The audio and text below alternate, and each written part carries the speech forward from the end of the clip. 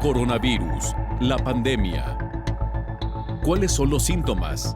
¿Cómo se transmite? ¿Qué puedo hacer para protegerme y prevenir la propagación de la enfermedad?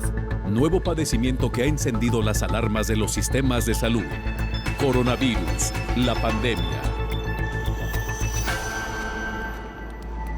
Es un gusto acompañarle también en fin de semana, este sábado, en el que estamos haciendo una recapitulación, una selección de los temas que le hemos presentado a lo largo de la semana, por si usted no tuvo oportunidad de acompañarnos. Gracias a usted que nos ve a través de Canal 44, la señal de todos, también a quienes nos siguen a través de las señales de las televisoras públicas que se suman a esta emisión en México y América Latina.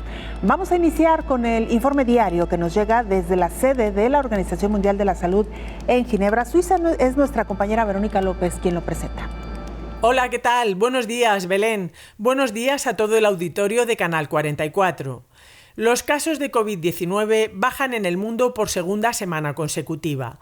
Así lo refleja el último informe semanal de la Organización Mundial de la Salud. En los últimos 7 días se han notificado 3,9 millones de casos. Supone un descenso del 9%. Los fallecidos en el mismo periodo fueron 59.000, un 7% menos. Es la cuarta semana consecutiva que bajan las muertes. El documento de la OMS también advierte de que la variante Delta ya está presente en un 90% de los casos globales. La pandemia ha afectado hasta ahora a más de 229 millones de personas, de las que 4,7 millones han fallecido. Por regiones, solo África tuvo un aumento de casos del 4%, mientras que el mayor descenso se registró en Oriente Medio, el sur de Asia y Asia Oriental. En Europa y América se sigue superando el millón de casos semanales. La vacunación avanza al ritmo de 28 millones de nuevas dosis administradas cada día. En total, se han inoculado más de 6.000 millones de vacunas. Un 43,7% de la población mundial ha recibido al menos una dosis, aunque la cifra baja al 2% en los países de bajos ingresos. La preocupación por la desigualdad en el reparto ha llevado al presidente de Estados Unidos, Joe Biden, a emprender una cruzada para acelerar la vacunación mundial. Con la compra de 500 millones más de dosis de Pfizer, el país suma un total de 1.100 millones de vacunas de distintas marcas para donar a países de ingresos medios y bajos. También España ha anunciado que va a donar en el primer trimestre de 2022 un total de 7,5 millones de dosis al mecanismo COVAX. Se añaden a los 22 millones y medio comprometidos actualmente y que se repartirán en América Latina y el Caribe, África subsahariana y los países de la vecindad sur de la Unión Europea. Por su parte, China ha desarrollado una vacuna con una eficacia del 79% a la hora de proteger al paciente de complicaciones causadas por la variante Delta. Prevé suministrar 414 millones de dosis al programa COVAX. Reportó desde Europa Verónica López para el programa Coronavirus, la pandemia. Científicos coinciden en que el virus SARS-CoV-2 produce una enfermedad no solamente respiratoria, sino que afecta a varios órganos y sistemas del cuerpo. La COVID-19 sigue causando estragos en el mundo y aunque cada día se siguen descubriendo más sobre este organismo, los científicos han coincidido en que el SARS-CoV-2 desencadena una enfermedad que afecta a todo el cuerpo humano y no solo es una enfermedad respiratoria. En la mayoría de los casos, COVID-19 comienza y termina en los pulmones. La razón es que los coronavirus, como el de la influenza, ocasionan enfermedades respiratorias. Estos patógenos suelen diseminarse cuando la persona infectada tose o estornuda, expulsando gotitas o aerosoles, que pueden transportar el virus a cualquier individuo que se encuentre cerca. Los coronavirus ocasionan síntomas de influenza. El paciente inicia con un cuadro de fiebre y tos, el cual evoluciona en una neumonía o algo peor. Sin embargo, se ha comprobado que la COVID también afecta a otros órganos como el corazón, el estómago, el propio sistema inmune y desencadena una respuesta inflamatoria severa que trae graves consecuencias. Según los investigadores que han intentado describir el daño que ocasionan los coronavirus, explican que también pueden provocar problemas en otros sistemas del cuerpo, y todo como consecuencia de la hiperactividad inmunológica antes mencionada. Un estudio divulgado en 2014 demostró que el coronavirus del MERS causó manifestaciones extrapulmonares en 92% de los pacientes. De hecho, los 3 coronavirus zoonóticos han revelado indicios de un ataque sistémico en todo el cuerpo, incluidos incremento de las enzimas hepáticas, trombocitopenia y leucopenia, esto es, disminución de la cuenta de plaquetas y leucocitos, e hipotensión, es decir, baja presión arterial. También se han identificado pacientes que han desarrollado insuficiencia renal y hasta paros cardíacos, informó Rocío López Fonseca. Esta semana le dedicamos tiempo especial a hablar sobre el descenso en el número de casos de COVID-19 a nivel mundial y también en el descenso en el número de muertes. El infectólogo Héctor Raúl Pérez Gómez habla sobre estos indicadores de clara tendencia a la baja en el mundo. Parece una tendencia, son ya 4 o 5 semanas a la baja y cuando eso ocurre, particularmente cuando han transcurrido 30 días para el caso de una enfermedad que tiene un periodo de incubación máximo de 14 días, cuando tú estás viendo a la baja durante un periodo que corresponde a 2 periodos de incubación, puedes decir que estás ante una tendencia. Y aquí se trata de 4 semanas aproximadamente, 4 a 5 semanas.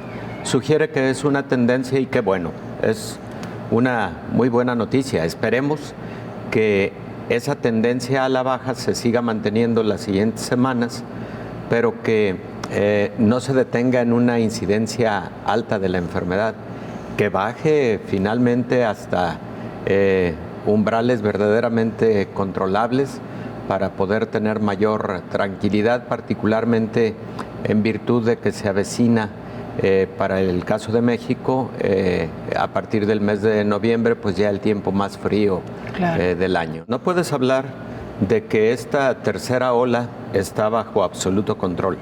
No, hay una tendencia a la baja, una tendencia que es muy promisoria, pero que definitivamente no nos puede llevar a la confianza, no nos puede llevar a la tranquilidad, nos debe mantener en vigilancia permanente de la tendencia epidemiológica y al contrario, fortalecer las medidas de control, de prevención de la enfermedad para seguir con esa tendencia. La vacunación está haciendo lo suyo, porque esta tercera ola, Belén, hay que comentarlo, tiene características diferentes a las 2 anteriores.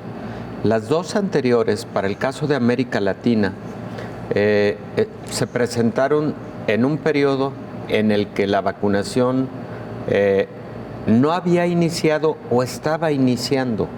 Tú lo has dicho hace un momento.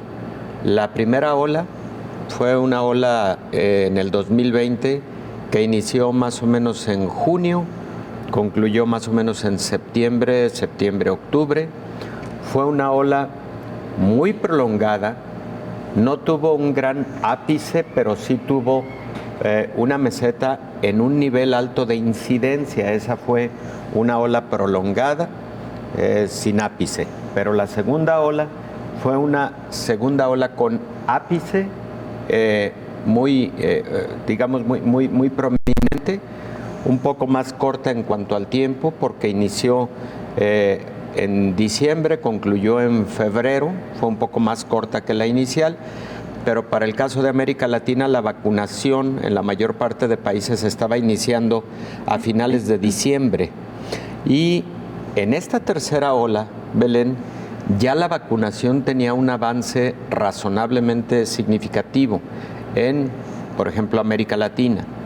De tal suerte que esta tercera ola fue caracterizada o ha sido caracterizada por población más joven que todavía no había recibido vacunación. Por lo mismo de haber afectado a personas más jóvenes, parece haber tenido menor letalidad, parece haber tenido menor necesidad de hospitalización, precisamente porque la población más joven tiene menos impacto clínico de COVID-19. Y por otro lado, Belén, esta tercera ola estuvo caracterizada por, dentro de la misma gran ola, diferentes momentos de elevaciones y disminuciones en diferentes países del mundo, un poco diferenciada comparativamente con lo que fueron la primera y la segunda ola. Es decir, en esta tercera ola, mientras algunas regiones del mundo, es el caso de América Latina, estaban en intensidades importantes, muchos países de Europa, aunque sí estaban teniendo un incremento en la incidencia, de ninguna manera comparable con lo que sí se estaba viviendo en América Latina. Pues doctor, esto viene también un poco a sumar a algo que hablábamos la semana pasada, de hecho cerramos la semana pasada con estos pronósticos que usted nos explicaba sobre un posible ya control de la pandemia hacia finales de este año, principios del próximo, y la entrada de esta enfermedad a una enfermedad estacional. Así es, a una modalidad estacional, Belén. Esperemos que así ocurra, que deje de convertirse o que deje de ser una pandemia para convertirse en una enfermedad estacional.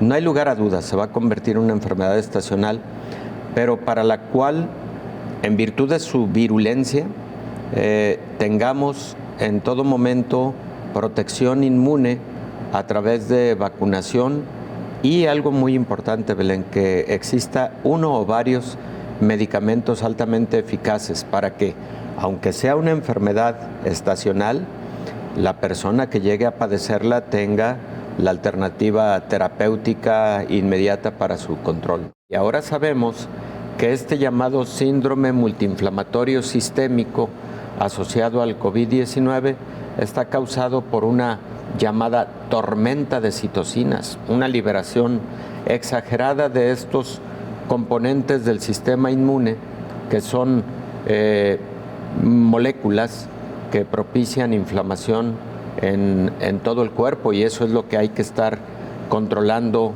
de manera continua en el paciente con COVID grave, con COVID crítico. Pero también ahora lo que sabemos, Belén, es que estas respuestas inflamatorias mediadas por citocinas no son tan agudas como pensábamos antes, son muy agudas en la fase grave y crítica del paciente con COVID, pero luego también se están presentando las siguientes semanas como liberaciones, digamos, programadas, dosificadas de estas citocinas proinflamatorias. Y entonces tenemos que estar muy alertas para que los síntomas asociados a estas citocinas liberadas se puedan controlar. Hacemos una pausa muy breve, regresamos con más información.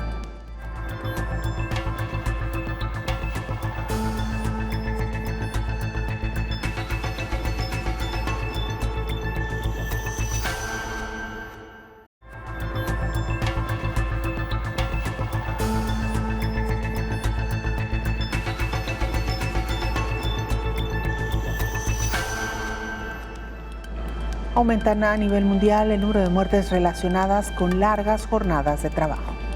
Un informe de los organismos de salud y trabajo de las Naciones Unidas revela que el riesgo laboral que causó más muertes fue la acumulación de horas de trabajo, seguido por la exposición al aire contaminado. Los fallecimientos por cardiopatías y accidentes cerebrovasculares asociados a la acumulación de largas jornadas laborales aumentaron un 41% y un 19% respectivamente. En 2016 fallecieron casi 2 millones de personas, de acuerdo con un estudio conjunto de la Organización Mundial de la Salud y la Organización Internacional del Trabajo. La acumulación de horas de trabajo fue el riesgo laboral que causó más muertes, con 750,000 fallecidos, mientras que la exposición al aire contaminado, es decir, partículas en suspensión, gases y humos, provocó 450,000 decesos. Las enfermedades y los traumatismos por causas laborales abarrotan los sistemas de salud, disminuyen la productividad y pueden causar un impacto demoledor en los ingresos de los trabajadores, informó Elizabeth Ortiz. Reumatólogos advierten sobre una nueva ola de pacientes con enfermedades reumáticas provocadas por el virus SARS-CoV-2. El SARS-CoV-2 puede provocar una alteración de las defensas del organismo de muchas maneras. Al desarmar los sistemas de alerta temprana del cuerpo, por ejemplo, o al hacer que las células inmunitarias fallen. Sin embargo, varios nuevos estudios sugieren que hay otra consecuencia, La infección puede desencadenar la producción de anticuerpos que por error atacan los tejidos del paciente en lugar del virus. Reumatólogos han registrado ya a personas que tuvieron COVID y luego debutar con una enfermedad reumática, explica la especialista Ana Guilén Bernard. Sí, de hecho yo ya he tenido pacientes, por una parte que cuando se infectaron se despertó una enfermedad reumatológica. O hay otros pacientes que con la infección se pusieron otra vez más mal de la enfermedad. La especialista lamentó que debido a la pandemia por la COVID y al uso de medicamentos para pacientes reumáticos para tratar al nuevo coronavirus, en varios momentos desde el año pasado han batallado los pacientes para completar sus tratamientos debido a la demanda de sus fármacos, situación que han enfrentado sobre todo en América Latina, informó Rocío López Fonseca. El infectólogo Héctor Raúl Pérez Gómez habló precisamente de cómo la pandemia de COVID-19 ha despertado otros padecimientos en quienes han padecido esta enfermedad, particularmente lo que tiene que ver con las enfermedades reumatológicas. Las articulaciones, Belén, son estructuras que se inflaman cuando existe, número uno, una respuesta inmunológica exagerada contra algún microorganismo, no solo COVID, contra cualquier microorganismo puede generarse lo que conocemos como artritis reactiva, y eso lo vemos con enfermedades virales, también con enfermedades bacterianas. Lo hemos visto, por ejemplo, con dengue, lo hemos visto con algunas bacterias, como por ejemplo el caso de Streptococcus pyogenes, que puede generar algo que llamamos fiebre reumática. Luego se puede presentar con casi cualquier bacteria, lo hemos visto con Mycobacterium tuberculosis, en fin.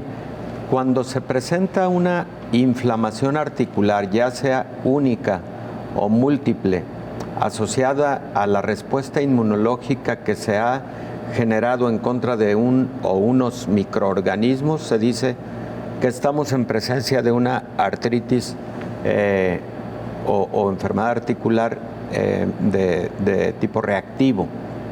Pero luego, Belén, también puede ocurrir que un patógeno determinado de manera directa llegue, se instale, se implante en una articulación, y ahí decimos que se trata de una artritis séptica, porque el microorganismo fue e infectó directamente a una articulación. En esas circunstancias, lo habitual es que se trate de bacterias, no tanto de virus. No vemos habitualmente artritis sépticas causadas por virus, pero sí por bacterias y también por hongos. En el caso de los virus, lo más común es que ocurra lo primero que comentábamos, una artritis reactiva. Pero también, Belén, algunas enfermedades reumatológicas, como la artritis reumatoide, para la cual no conocemos una causa específica, no sabemos exactamente qué es lo que detona la aparición de una artritis reumatoide. Sabemos lo que ocurre en la artritis reumatoide. Sabemos que se trata de una enfermedad que afecta predominantemente a las articulaciones, pero también a otros órganos, y que esto es mediado por una respuesta autoinmune, que esa autoinmunidad con la producción de anticuerpos que pueden dañar a estructuras celulares en diferentes órganos y sistemas, tiene como principal componente eso, precisamente una respuesta inmunológica que no sabemos qué fue lo que la detonó. Pero algunas hipótesis sugieren que la aparición de artritis reumatoide puede estar relacionada con algunos procesos infecciosos previos. No se ha encontrado algún patógeno específico que propicie esta detonación de la artritis reumatoide y tampoco se ha encontrado que directamente algún patógeno sea responsable de artritis reumatoide. Ojalá y hubiéramos ya encontrado algo por el estilo, porque entonces probablemente con antimicrobianos, antiinflamatorios y medicamentos inmunomoduladores o inmunosupresores se podrían resolver los casos de artritis reumatoide, pero la verdad es que no es así. Habitualmente es una respuesta autoinmune que fue detonada por algo. Hipotéticamente pudo haber sido un agente infeccioso, pero eso no ha podido ser comprobado. Bueno, dando continuidad a este comentario y lo relativo a COVID-19, han ocurrido muchos casos de pacientes que debutan con artritis reumatoide y que tuvieron el antecedente reciente de COVID-19. No sabemos si COVID-19 detonó la aparición de la enfermedad o si se trata de una enfermedad que de cualquier manera iba a aparecer independientemente del antecedente reciente de un COVID-19 en dichos pacientes. No se puede llegar a esa conclusión por el momento aún. SARS-CoV-2 está plenamente demostrado. Genera una respuesta inmune mediada por células y mediada por anticuerpos. Pero de hecho sí se han identificado ya autoanticuerpos relacionados con una infección reciente por COVID-19, que por cierto son autoanticuerpos que también después de varios meses de presentada la enfermedad COVID-19 van reduciendo en sus concentraciones hasta prácticamente desaparecer, como si fuera una autoinmunidad temporal, no permanente, no definitiva. Doctor, eso es muy interesante y también nos da pie para cerrar el comentario, doctor, sobre incluso el COVID largo que se ha presentado en muchos pacientes. Claro. ¿Qué expectativas hay de que el paciente que ha superado un COVID-19 puede en el largo plazo, no quise decir en el mediano, pero sí en el largo plazo, tener una vida prácticamente como la tenía antes del COVID, doctor? La mayor parte, Belén. La mayor parte, por fortuna, hay que decirlo también con esa claridad, porque luego sí existe desesperación y hasta desesperanza cuando se tiene un COVID largo. Las personas se preguntan cuándo va a terminar esto, cuándo van a terminar estos síntomas, cuándo voy a dejar de estar en estas condiciones y cuándo voy a volver a mi antigua vida de estar bien, de sentirme bien, etcétera. La mayor parte, Belén, van a estar bien, puede ser variable el tiempo, la mayor parte de los pacientes quedan sin secuelas del COVID, por fortuna, nada más, sí, como decíamos antes, una parte de lo atípico de COVID-19 es lo prolongado de los síntomas en algunos pacientes, 30% aproximadamente.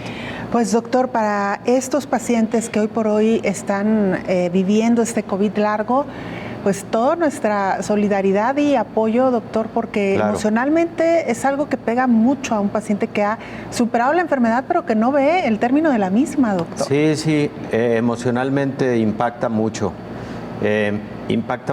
directamente por motivo de que el COVID también genera manifestaciones neurológicas y psicológicas, pero también porque a veces el impacto psicológico está en función de no me siento bien físicamente, pues esto me genera ansiedad, preocupación y eso, bueno, pues también es alteración en el estado de ánimo. En Bélgica está nuestra compañera Laura Sornosa de la agencia EFE, quien nos presenta el siguiente informe. Hola, ¿qué tal? Buenos días, Belén, y buenos días a todo el auditorio de Canal 44. En Bélgica las cifras de la pandemia se mantienen estables en este inicio de curso y con la vuelta a los colegios ya en marcha. Aunque los casos detectados aumentaron en un 2% entre el 6 y el 13 de septiembre respecto a la semana anterior, los ingresos en los hospitales a causa del coronavirus cayeron un 12% en ese mismo periodo. Aproximadamente unas 7 personas fallecen al día de media por coronavirus. Bélgica tiene ya un porcentaje muy alto de su población vacunada, más de un 72% del total, y este porcentaje es aún más alto si tenemos en cuenta solo a los mayores de 18 años. Estos son quienes han tenido acceso a la dosis de forma generalizada desde el mes de junio. El país se esfuerza ahora en convencer a quienes aún no han recibido el pinchazo, muchos de ellos en la región capital de Bruselas. Por eso se generalizará el uso del pase sanitario de COVID para los grandes eventos a partir del 1 de octubre en todo el país. Y en Bruselas en concreto se planea usarlo también hasta final de año para el acceso a bares, a restaurantes, teatros y otros eventos públicos, siguiendo así el ejemplo de países como Francia, que ya ha aplicado un modelo similar durante este verano. Los expertos advierten aún en contra de otras medidas de relajación, como eliminar la obligatoriedad de llevar mascarilla en interiores. En las próximas semanas se implementará, eso sí, un mandato de vacunación para todo el personal sanitario del país. Reportó desde Bélgica Laura Zornoza para el programa Coronavirus, la pandemia. Hacemos una pausa muy breve, regresamos con más información.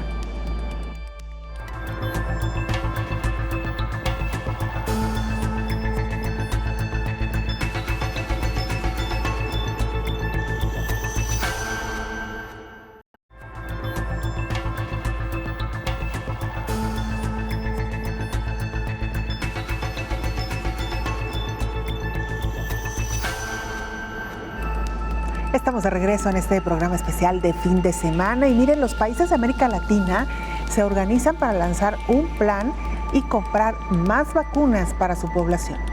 Hay países que sí tienen las vacunas anti-COVID, pero no todos quieren recibirlas, mientras que hay naciones con alta demanda, pero que no han podido acceder al biológico para proteger a las personas. Por eso, en la recta final del segundo año marcado por la COVID-19, los 33 integrantes de la Comunidad de Estados Latinoamericanos y Caribeños CELAC lanzaron el Plan de Autosuficiencia en Salud para la región. La Comisión Económica de América Latina, CEPAL, reunió a un grupo de expertos de la región para que desarrollara una guía y recomendara estrategias en el corto, mediano y largo plazo e identificar actores e instituciones estratégicos que fomentan la autosuficiencia en el terreno de la salud. El plan consiste en fortalecer la compra conjunta internacional de vacunas y medicamentos esenciales, crear consorcios para el desarrollo y la producción de vacunas, implementar una plataforma regional de ensayos clínicos, aprovechar las flexibilidades normativas para acceder a la propiedad intelectual, y fortalecer los sistemas de salud primarios para el acceso universal a vacunas y su distribución equitativa. Para ello se trazaron 3 objetivos específicos: asegurar un mercado estable de gran escala, dar señales claras y de seguridad a empresas para invertir, así como incentivar la investigación de proyectos innovadores y apoyar la producción local, informó Elizabeth Ortiz. Camboya vacuna contra COVID-19 a niños de entre 6 y 11 años de edad.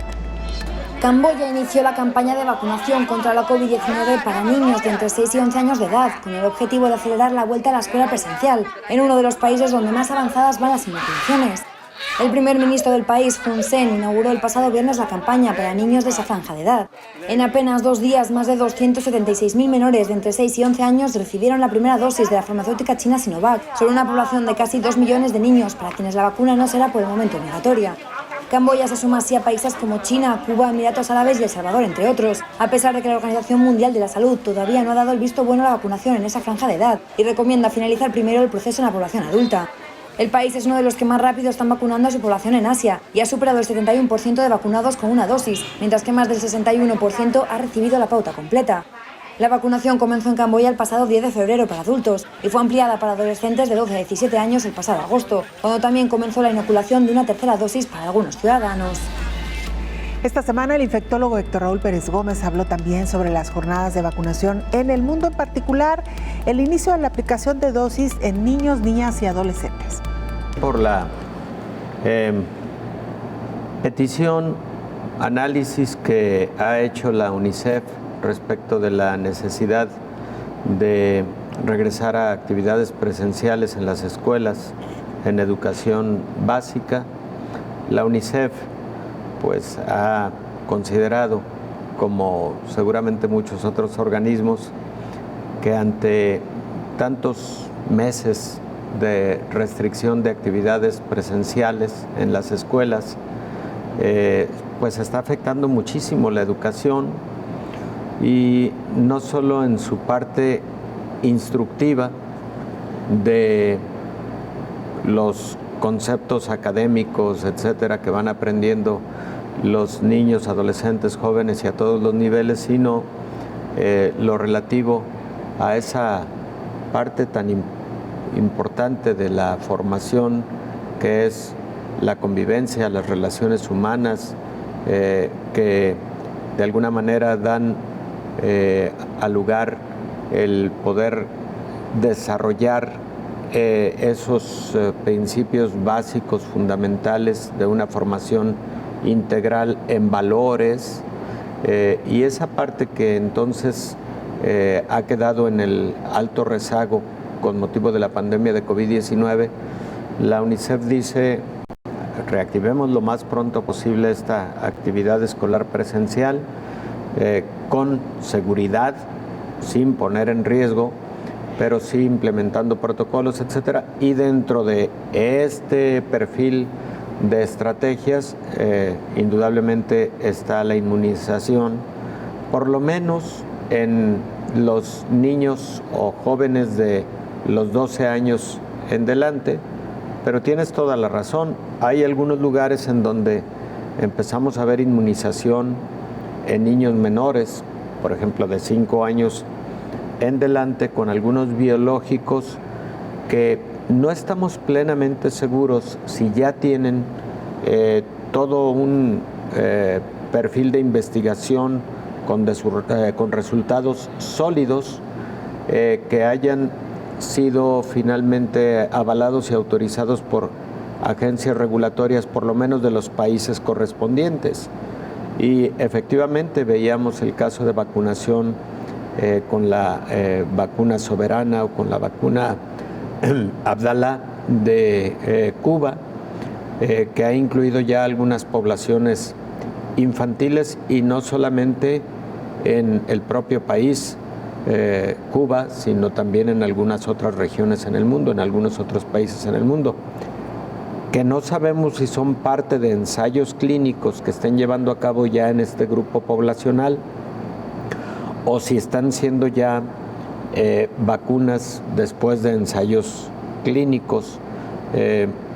Y también no perdamos de vista que sí hay ensayos clínicos con otras vacunas, como la vacuna de Pfizer en población infantil de entre 5 y 11 años de edad, que seguramente vamos a ver en las publicaciones científicas en las próximas semanas o en los próximos meses. Esos resultados preliminares orientaban mucho a altos niveles de eficacia, incluso, Belén, niveles de eficacia cercanos al 100% en poblaciones más de jovencitos de entre 12 y 18, y también en niños de 5 a 11 años de edad, que son porcentajes de eficacia mayores a los vistos en población adulta. En población adulta la eficacia de Pfizer está en alrededor del 94%, lo hemos platicado en esta mesa de trabajo. Y bueno, todo parece indicar que los niveles de eficacia en estos pequeñitos va a ser más alta que en los adultos, y que los niveles de seguridad son tan altos como los observados en la población adulta. ¿Y esto qué significa? Que al parecer el número de eventos adversos graves no va a ser mayor a un evento adverso grave por cada 300,000 aplicaciones de la dosis. Cualquier otra vacuna, la proporción de eventos adversos graves en la población infantil está en el orden de un evento adverso grave por cada 800,000 aplicaciones. Pareciera un poquito más alta con respecto a la vacuna de COVID-19, al menos en los ensayos clínicos, porque sería una en cada 300,000, pero de igual forma parecen muy, muy bajos los eventos adversos graves que se presentarían en esta población, y que evidentemente cargarán la balanza hacia el beneficio de tener una vacunación o un esquema de vacunación en esta población en estos momentos en que se está regresando a a la presencialidad en las escuelas, en el nivel básico en todo el mundo.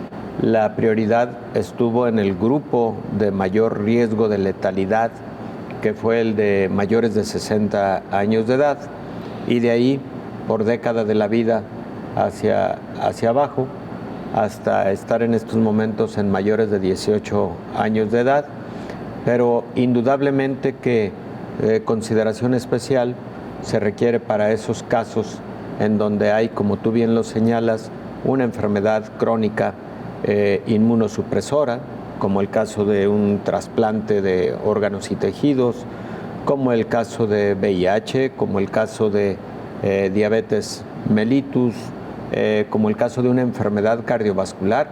Hay que recordar que las enfermedades cardiovasculares congénitas en los niños representan un muy alto riesgo de COVID grave en esta población, en este grupo de edad.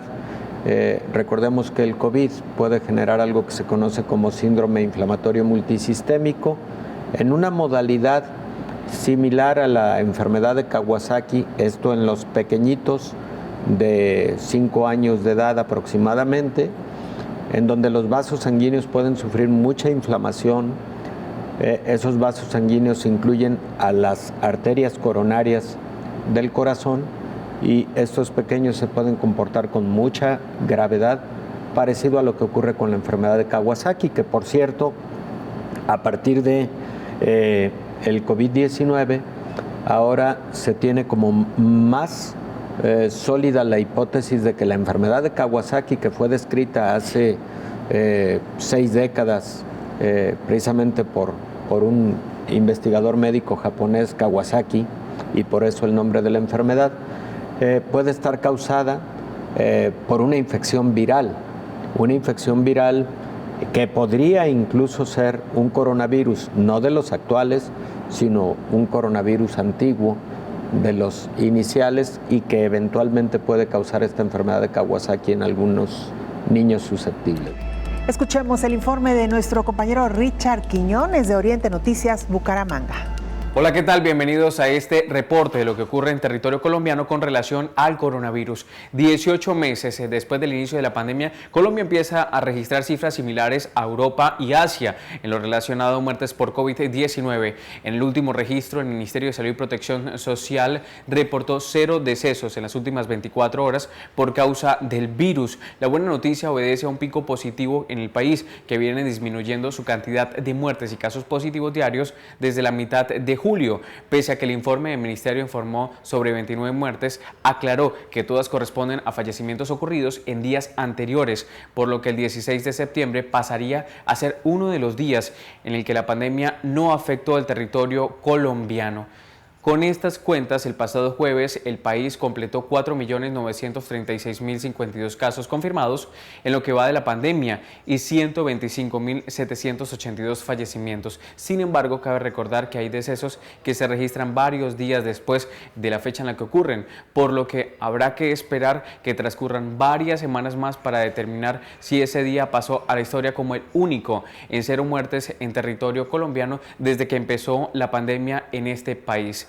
En el marco también de algunas obligaciones y actividades realizadas por parte de los gremios de la salud en territorio colombiano desarrollado por la Asociación Colombiana de Empresas Sociales del Estado y Hospitales Públicos, el ministro de Salud informó que se trata de un proceso en el que buscan aportarle mayormente atención a algunas capitales que más tienen COVID-19 pero también están controlando. Ruiz señaló que hay también algunas dificultades en acceso del servicio de salud, costos y financiamiento, entre otros, e hizo énfasis en el que el país está en un punto crítico en el que se requiere de un esfuerzo más para mantener las cifras de contagio controladas.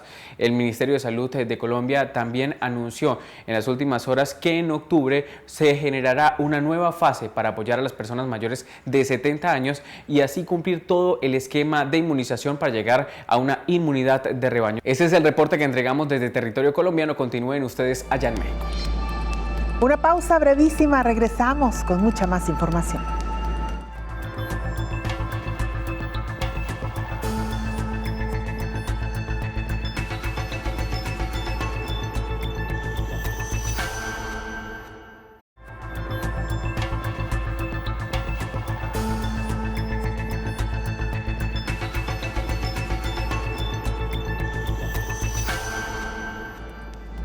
Nuestra compañera Rocío López Fonseca nos presenta un recorrido por algunos países que ya han vacunado a su población adolescente y algunos incluso ya están protegiendo a los más pequeños. En el mundo, la vacunación contra COVID se ha enfocado sobre todo en los adultos mayores, ya que desde el inicio de la pandemia los más afectados eran los mayores de 60 años. Sin embargo, debido a las variantes del SARS-CoV-2, poco a poco se ha visto afectadas más personas jóvenes. Por esta razón, la vacunación se enfocó en los mayores, pero de unos meses a la fecha, esto ha ido cambiando y cada vez más países están inmunizando a su población más joven. Países de Europa y América comenzaron a vacunar a sus niños, luego de que algunos fabricantes de vacunas confirmaron que son seguras para los menores. La farmacéutica Pfizer probó su vacuna con éxito en menores a partir de los 12 años y las dos vacunas chinas, Sinovac y Sinopharm, se aprobaron para mayores de 3.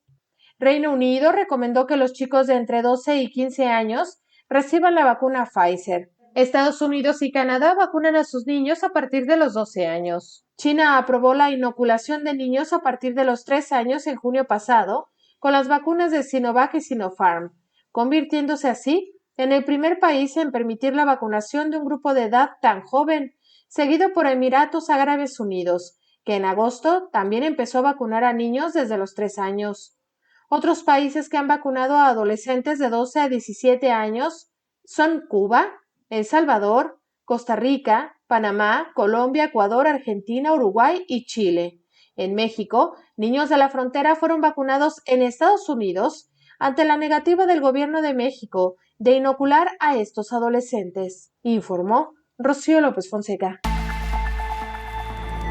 Esta semana hablamos del caso particular de India, donde se atravesaron por un periodo bastante complicado en medio de esta pandemia de COVID-19. Usted recordará el desbordamiento en el número de casos y muertes. Finalmente han entrado en una fase de contención y el infectólogo Héctor Raúl Pérez Gómez comenta precisamente sobre el avance de la vacunación en este país. Ha sido sorprendente el desarrollo de vacunación en la India, un país, pues el segundo país más poblado del mundo, después de China.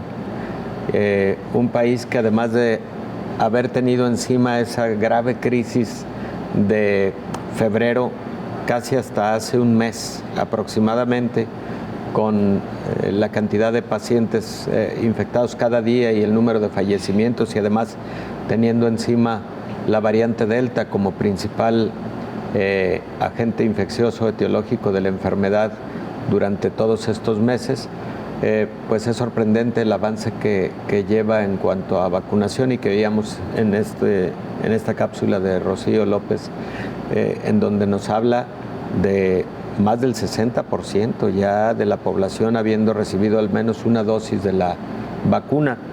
Ahí, Belén, tanto la India tiene algunas vacunas en desarrollo, como también ha tenido colaboración con AstraZeneca para el desarrollo de biológico y aplicación de biológico a su propia población. Y eso es muy interesante porque pues nos habla de la capacidad que tienen algunos países que han sorprendido mucho en cuanto a sus avances biotecnológicos.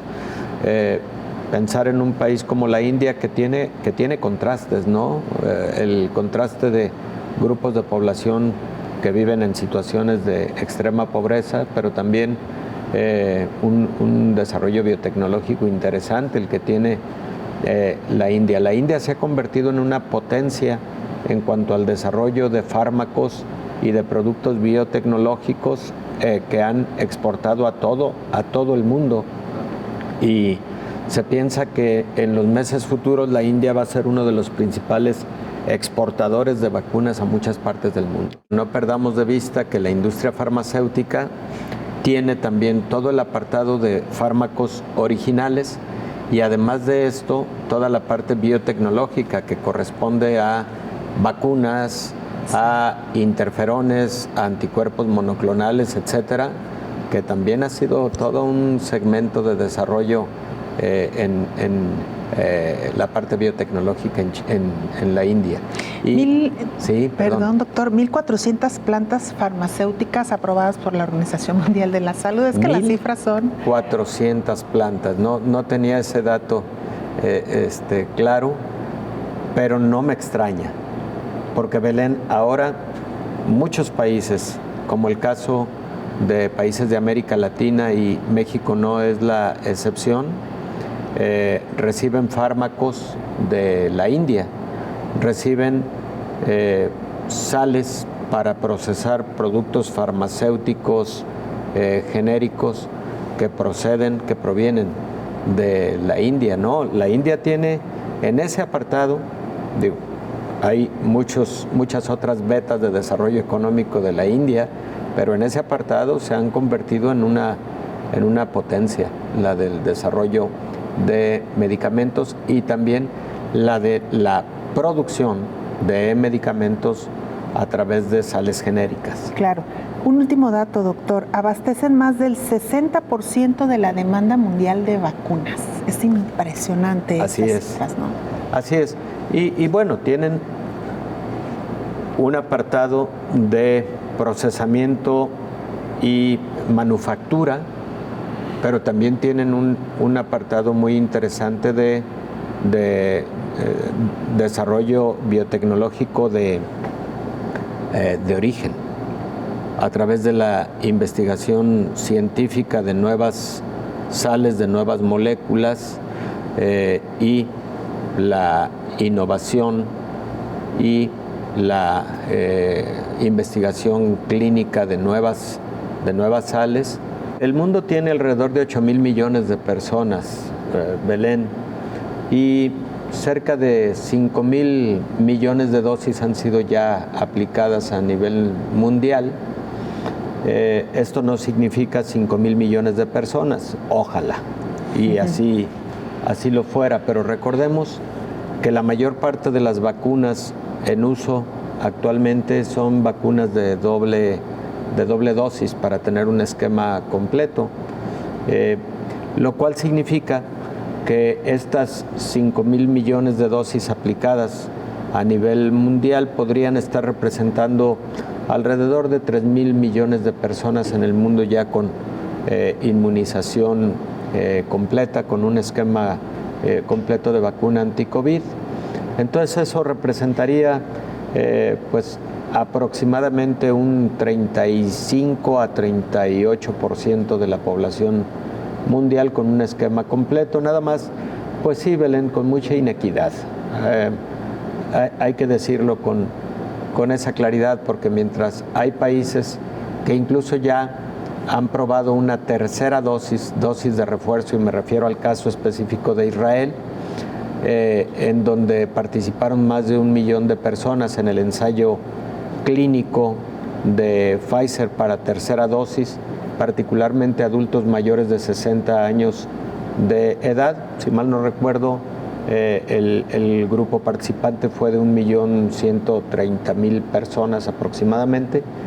Hay otros países que no han alcanzado ni siquiera un 20% de su población con una sola dosis de la vacuna. Entonces, pues repito lo que muchas veces hemos aquí comentado, Belén, la importancia de la cooperación internacional, de la colaboración, para que el avance fuera un poquito más equitativo, porque hay una frase que me gustó mucho cuando la escuché, y que lamentablemente en este momento no recuerdo exactamente quién la pronunció. Creo que la directora de la Organización Panamericana de la Salud, creo, pero dice, no estamos protegidos en tanto todos estemos protegidos. Y es cierto, podríamos en un momento dado considerar que un país que lleva cerca del 70% de su población vacunada puede sentirse con mayor tranquilidad, pero vivimos un mundo global, Belén, y para tener una mayor certeza de control de la pandemia en el futuro cercano necesitamos a más población del mundo, pero de todo el mundo, con esquemas completos de vacunación anti-COVID. En Dinamarca está nuestro compañero Anxo Lamela, corresponsal de la agencia EFE, quien nos presenta el siguiente informe. Hola, ¿qué tal? Buenos días, Belén. Buenos días a todo el auditorio de Canal 44. Dinamarca ha sido el primer país de la Unión Europea en levantar todas las restricciones impulsadas por la pandemia de coronavirus. Desde hace 2 semanas, la sociedad danesa ha recuperado la normalidad, después de mantener controlada la epidemia desde la pasada primavera, con niveles de hospitalización moderados y baja mortalidad. El gobierno danés ya había eliminado en junio las mascarillas de espacios interiores, en exteriores nunca fueron obligatorias, y a principios de este mes reabrió las discotecas y permitió los grandes eventos en espacios interiores. El pasado día 10 se quitaron las últimas restricciones, vinculadas a la presentación de un pasaporte COVID para acceder a algunos establecimientos. La buena situación epidémica y el alto número de población vacunada han sido los argumentos esgrimidos por las autoridades que impulsaron hace un año una estrategia basada en test masivos y gratuitos de la población, rastreo y secuenciación de pruebas. El 73,9% de la población total de Dinamarca, unos 5,7 millones, ha completado la pauta de vacunación y el 75,8% la ha comenzado. La incidencia de nuevos casos en los últimos 14 días es de 133,72 por 100.000 habitantes. El número de muertos asciende a 2.628, con una tasa de 45,15 por 100.000, una de las más bajas de Europa. Reportó desde Dinamarca para el programa Coronavirus la Pandemia, Anxo Lamela. Italianos continúan inconformes por las políticas que ha instaurado el gobierno, particularmente exigiendo la vacunación a los trabajadores. Sentimientos encontrados en Roma tras la aprobación del decreto que obliga a estar vacunado o haber superado la COVID-19 para poder trabajar. El llamado pase verde ya era obligatorio para el personal médico y el docente, pero en un mes se aplicará a todos los trabajadores de lo público y lo privado. No sé, no estoy seguro. Por un lado, la medida podría ser útil. Por otro, obliga a la gente a hacer algo que no quiere. Ahora es el pase verde, pero ¿qué será lo siguiente?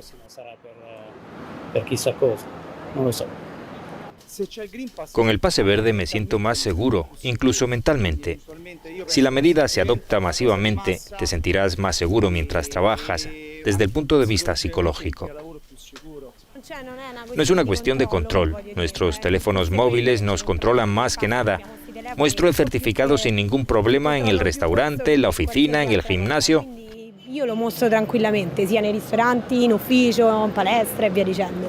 Se da por hecho que la justicia tendrá que pronunciarse, ya que el derecho al trabajo está consagrado en la Constitución italiana. Además, los decretos son para situaciones de emergencia y no se aprueban como este con un mes de antelación.